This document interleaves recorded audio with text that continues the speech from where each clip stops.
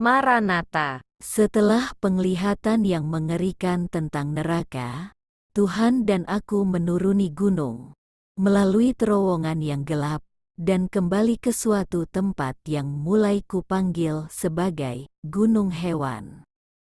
Ini adalah tempat yang indah, yang kugambarkan secara singkat sebelumnya, sebagai sebuah tempat yang tentram dan riang-ria, di mana semua binatang hidup bersama dalam suasana yang rukun. Sesudah melihat siksaan api neraka, pemandangan yang tentram ini paling melegakan. Sorga adalah tempat ketentraman dan kegembiraan, sangat berbeda dengan kekejaman serta kesedihan neraka. Gunung Hewan Tuhan adalah suatu tempat kegembiraan dan kebahagiaan yang kekal. Sangat menyenangkan untuk mengetahui bahwa binatang-binatang akan hidup bersama kita di Taman Firdaus. Jadi banyak orang ingin tahu apakah binatang kesayangan mereka ada di sorga. Dan aku gembira untuk memberitahukan mereka bahwa sorga adalah suatu tempat dengan bunga-bunga yang indah, binatang-binatang yang rukun, dan bercahaya kemuliaan, di mana manusia dan binatang tidak akan pernah mengalami kesakitan, kesusahan, kematian, atau penderitaan. Istana-istana emas. Setelah kunjungan singkat kami ke Taman Firdaus Hewan, Tuhan dan aku kembali ke bagian berair, di mana kami mengunjungi rumah-rumah besar yang berkilauan dan istana-istana di atas jalanan emas yang tulen. Kami menghampiri salah satu istana-istana itu, dan Tuhan membuka pintu untuk aku masuk. Perbendaharaan kata-kataku tidak dapat melukiskan dengan tepat bagian dalam rumah tinggal yang sangat anggun ini.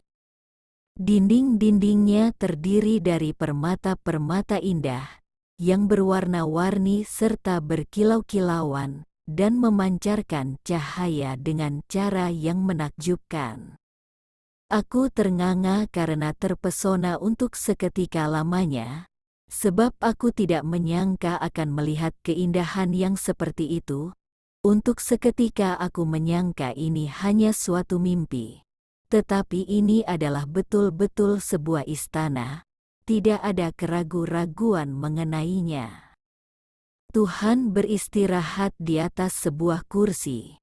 Ketika aku naik tangga rumah yang memutar, yang lebih besar dan hebat daripada yang ditunjukkan di perkebunan taraf, aku dipenuhi rasa kagum ketika aku membayangkan kehebatan kamar-kamar di atas. Pada bagian teratas tangga, aku melihat bahwa permadaninya mewah putih. Aku masuk ke ruangan berhias yang sangat besar, yang seluruhnya mempunyai cermin berkilauan besar sekali. Mereka memantulkan terangnya ruangan itu, dan banyak warna-warna yang teratur dengan luar biasa. Pada setiap dinding, suatu tempat yang lebih hebat dari istana fantasi manapun jika pernah ada. Kegembiraan dan kekaguman yang menyesakkan nafas, yang sedang kualami segera berantakan oleh ingatan yang sangat menyakitkan. Gambaran ibuku terlintas di depanku, dan aku susah sekali lagi. Aku jatuh di atas permadani, dan mulai terseduh. Aku mendengar Tuhan memanggilku dari bawah. Jadi aku bangun, membereskan diriku dan kembali turun tangga. Tuhan berdiri, dan aku berjalan kepadanya. Ia mengulurkan tangannya kepadaku, dan bertanya, "Bagaimana? Apa engkau suka rumah ini?" "Rumah ini indah, Tuhan, tetapi aku tidak gembira sepenuhnya. Sebelumnya, setiap aku mengunjungi sorga, aku penuh dengan kegembiraan dan biasanya aku menyanyi lagu-lagu rohani. Tetapi kali ini tidak begitu." Tuhan mengangguk, seolah-olah ia mengerti. Lalu ia memegang tanganku dan memimpinku keluar dari rumah. Kami berjalan menyeberangi sebuah jembatan emas, menuju Gedung Putih di mana kami biasanya mengganti pakaian. Di dalam bangunan putih, Tuhan memperkenalkan aku kepada seorang pria yang amat keren. Ia berkata, Aku mau engkau bertemu dengan Abraham. Sebuah kota menanti. Abraham, pemimpin besar dari segala keimanan dan ketaatan, orang yang menentang seluruh dunia dengan memproklamirkan hanya ada satu Tuhan. Inilah pemimpin besar yang mendirikan agama Yahudi dan membuka jalan untuk Kristus. Sungguh suatu kehormatan untuk bertemu muka dengan orang yang baik ini. Tentang siapa penulis Ibrani berkata, Karena iman, Abraham taat ketika ia dipanggil untuk berangkat ke negeri yang akan diterimanya menjadi milik pusakanya, lalu ia berangkat dengan tidak mengetahui tempat yang ia tujui. Karena iman, ia diam di tanah yang dijanjikan itu. Seolah-olah di suatu tanah asing, dan di situ ia tinggal di kemah dengan Ishak dan Yakub, yang turut menjadi ahli waris janji yang satu itu. Sebab ia menanti-nantikan kota yang mempunyai dasar, yang direncanakan dan dibangun oleh Tuhan. sekarang aku tahu bahwa Abraham telah menerima anugerah yang dibenarkan oleh imannya. Ia tinggal untuk selamanya di kota yang mempunyai dasar, yang direncanakan dan dibangun oleh Tuhan. Dan aku di sana bersama dia, terlalu ajaib untuk dimengerti sepenuhnya.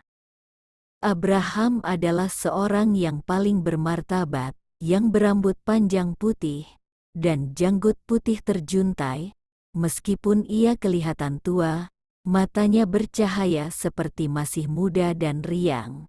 Ia meletakkan tangannya pada bahuku, sambil berkata, Puteri, senyuman pada wajahnya membuatku mengerti bahwa berkatnya ada dalam hidupku, dan aku langsung mengasihi orang yang hebat ini, kepada siapa aku dan setiap orang percaya di dunia, sangat berhutang banyak kepadanya.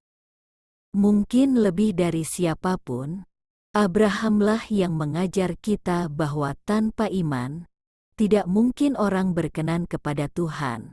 Sebab, barang siapa berpaling kepada Tuhan, ia harus percaya bahwa Tuhan ada, dan bahwa Tuhan memberi upah kepada orang yang sungguh-sungguh mencari Dia. Ia adalah salah satu dari pemimpin-pemimpin dan nabi-nabi yang besar, yang mengenainya dikatakan, Tetapi sekarang, mereka merindukan tanah air yang lebih baik, yaitu satu tanah air sorgawi. Sebab itu, Tuhan tidak malu disebut Tuhan mereka, karena Ia telah mempersiapkan sebuah kota bagi mereka. Karena iman, maka Abraham tatkala ia dicobai, mempersembahkan Ishak. Ia, yang telah menerima janji itu, rela mempersembahkan anaknya yang tunggal, walaupun kepadanya telah dikatakan, keturunan yang berasal dari Ishaklah, yang akan disebut keturunanmu. Karena ia berpikir, bahwa Tuhan berkuasa membangkitkan orang-orang, sekalipun dari dunia orang mati, dan dari sana, ia seakan-akan telah menerimanya kembali. untuk pertama kalinya dalam kehidupanku, aku melihat banyaknya kebenaran dari ayat ini dengan jelas sekali. Tuhan telah menyediakan sebuah kota untuk Abraham, dan kita semua yang percaya dan taat. Abraham, seperti halnya Tuhan, telah rela menyerahkan anaknya yang tunggal, dengan keyakinan yang kuat bahwa Tuhan dapat membangkitkannya dari antara orang mati, kalau perlu. Dengan cara yang sama, Bapa Sorgawi kita memberikan anaknya yang tunggal, Yesus, sebagai korban bagi dosa-dosa kita. Ia disalibkan dan dimakamkan. Tetapi pada hari ketiga, Tuhan membangkitkan Yesus dari antara orang mati. Dan oleh kebangkitannya, tiada seorang pun dari kita takut akan kematian lagi. Abraham memanggil seorang malaikat untuk menemaniku.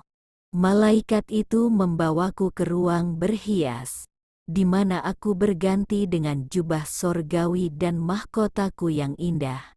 Kemudian Tuhan membawaku kembali ke kolam. Setiap kali Tuhan membawaku ke kolam, begitu kami tiba di sana aku mulai menyanyi dan menari. Tetapi aku hanya ingin menangis. Tuhan tahu betapa sedihnya aku. Ia menyuruhku duduk di sampingnya, dan ia mulai berbicara.